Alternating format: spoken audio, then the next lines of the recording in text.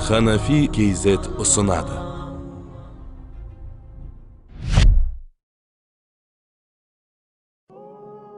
Имам Ахмад рахимахуллах халқул Құран, яғни Құран махлуқ деген муътазилалардың фитнасы болды.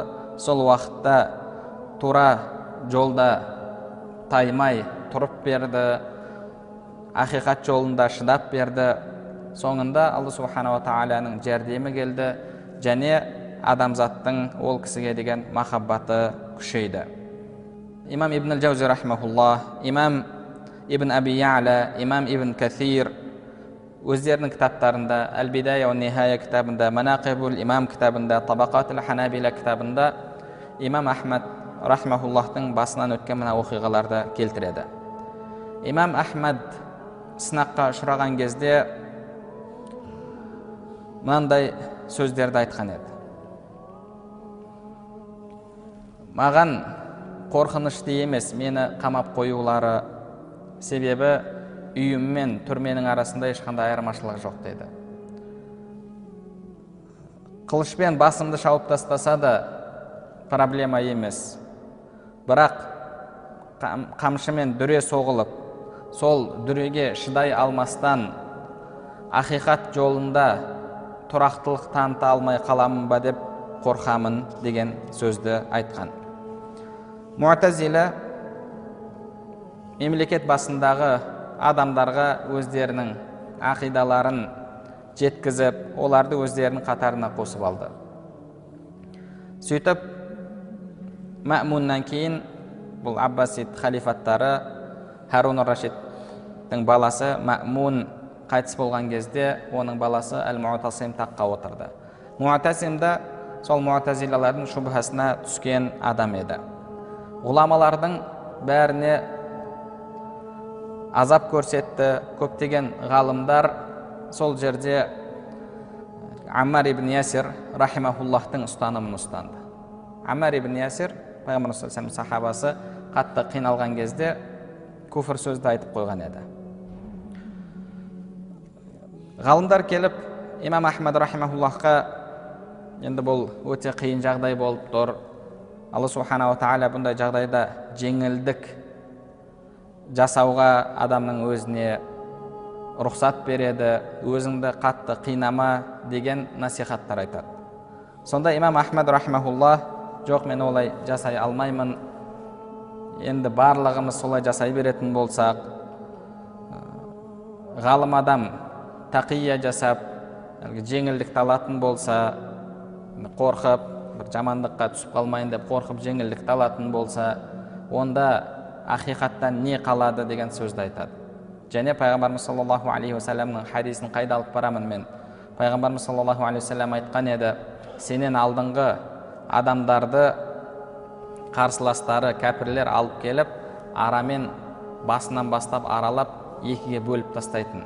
Сол кезде сол іс оларды дінін тастауға итермелемейтін, олар дінінде тұрақтылық танытатын деп пайғамбарымыз саллаллаху алейхи айтқан еді. Бірде сахабалар: я Расулаллах, Алладан дұға тілеп, мына мүшриктерді құртып жіберші, бұлар бізге үлкен қиындық жеткізіп жатыр деген кезде пайғамбарымыз саллаллаху алейхи уассалам: сенен алдыңғыларды бұдан да қаттырақ қинаған, алып келіп бір мұсылманды басынан араны қойып аралап екіге бөліп тастайтын деп пайғамбарымыз саллаллаху алейхи уассалам айтқан еді. Имам Ахмад рахимахуллах та сол сөзді айтты.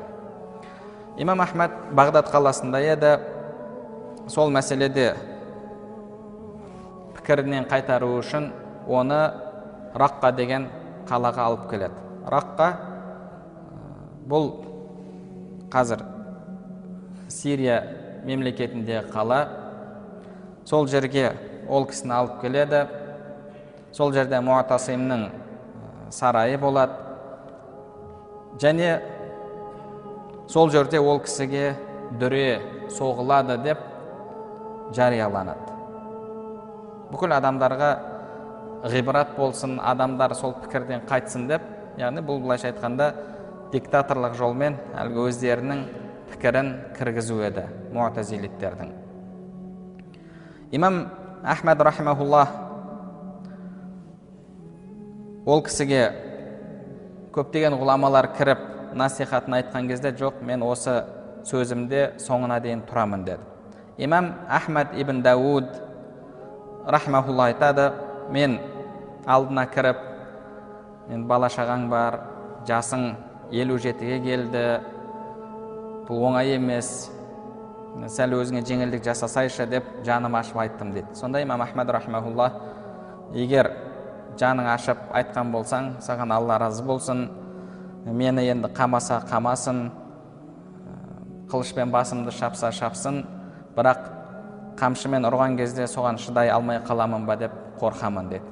Жанында бірге отырған бір-екі адамдар айтады, я Абу Абдилла, бұл имам Ахмадтың көниясы, бір 3-4 дүреден кейін есіңнен танып қаласың, ар жағын сезбейсің деді. Ар жағын сезбейсің. Имам Ахмад рахмахулла айтады, осындай бірнеше сөздер маған қатты жәрдемін берді дейді. Тағы бір кісі имам Ахмадқа айтады сол жерде, ей имам Ахмад, егер сені өлдіретін болса, шахид болып өлесің, егер тірі қалатын болсаң, онда Алланың алдында да, адамдардың алдында да жүзің жарық болып өмір сүресің дейді. Баласы Абдуллах рахмахулла айтады, әкемнен мына сөзді көп естейтін едім дейді. Ол кісі Әбул Хайсамды Алла мейіріміне бөлесін, Әбул Хайсамның күнәсін кешірсін, Әбул Хайсамны Алла жаннаттық етсін деген сөзді көп айтатын еді деді. Сонда сұрадым деді, Әбул Хайсам деген кім?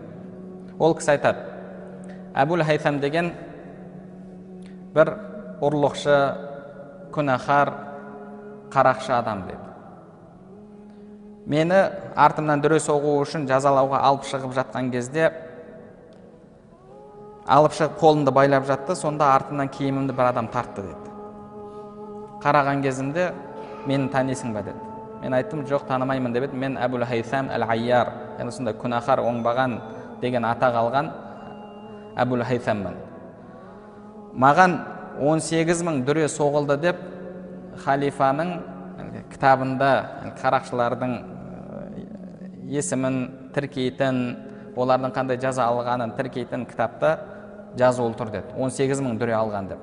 18.000 yani бірден емес, әлбетте әртүрлі жағдайларда алған. Жалпы жинап келген кезде 18.000 рет артынан дүре соғылған екен. Мен соның бәріне шыдадым деді. Бірінші рет соғылады, шығарып жібереді, қайтадан барып сол күнәні істеймін. Тағы ұстап алып дүре соғады, шыққан кезде тағы да барып бір күнә істеймін. Соның барлығын шахуатымның жолында, сол шайтанға құл болу жолында шыдап бердім сол нәрсенің бәріне. Төтеп бердім. Енді сен ақиқат жолында, Алланың жолында осы азапқа төтеп бер деп айтты деді. Сол сөз маған қатты әсер етті деді. Біреу күнәсін тастағысы келмей, шахуатына құл болу үшін сонша дүреге шыдап беріп жатса, мен неге Алланың жолында шыдап бермеймін деп, бұл нәрсе маған қатты күш қуат берді деді. Сол үшін де сол кісіге әрдайым дұға жасап тұратын. Сөйтіп мені байлады деді. Бірінші бір үстелге шығарды да қолымды байлады, сонда біреулер айтты деді. Ағаштан ұстап қал деп. Мен түсінген жоқпын, не деп жатыр деді. Сонда астындағы үстелді тепкен кезде қолым шығып кетейін деп қалды деді. Астындағы үстел теуіп жіберді, салбырап қалды, аяғы жерге тимей тұр. Сонда келіп дүре соқты деді. Бірінші дүрені соқты. Енді белгілі қандай болатындығы. Сонымен артынша Муатасим әлгі халифаның өзі қарап тұр. Әлгі дүре соғып жатқан адамға айтты деді, қолың сыңғыр, қаттырақ ұр деді. Тағы бір рет ұрды деді. Артынша халифа пікіріңнен қайт деді. Мен жоқ, қайта алмаймын деді. Тағы бір рет ұрды. Тағы да солай айтты. Тағы да жауап бердім деді. Үшінші рет ұрды, үшінші рет ұрғаннан кейін ар жағына не айтып жатыр, оны мен естіген жоқпын деді. Яғни есінен танып қалады. Көзімді ашсам бір бөлмеде жатыр екенмін деді. Бұл Рамазан айының 25-і болатын деді. 25-і болатын. Жанындағылар айтты деді, сені алып келіп тастадық, еш нәрсе біраз уақытқа дейін сезбедім дейді. Біраз уақыт иесін жиғаннан кейін енді қатты әлсіреген алдына тамақ алып келеді. Сен қатты әлсіреп кеттің, дүре соғылған адам белгілі қалай болатындығы. Мә тамақ ішіп ал деп кішкене бір тамақ берді. Жоқ деп мен ары қарай оразамды тұттым дейді. Және тұрып намаз оқыдым. Намаз оқыған кезде арқамнан қан ағып тұрды дейді. Сол уақытта Алла субхана ва тағала жеңілдік жіберіп, Муътасим пікірінен қайтады. Қайсы бір ғалым алдына кіріп айтады: осы сен айтып жатқан нәрсені пайғамбарымыз, сахабалар білді ме деді. Иә, білді дейді. Сонда білген болса, олар сол нәрсені айтты ма деді. Жоқ, айтқан жоқ деді. Жарайды, сол ақидада болсын деп айтайық.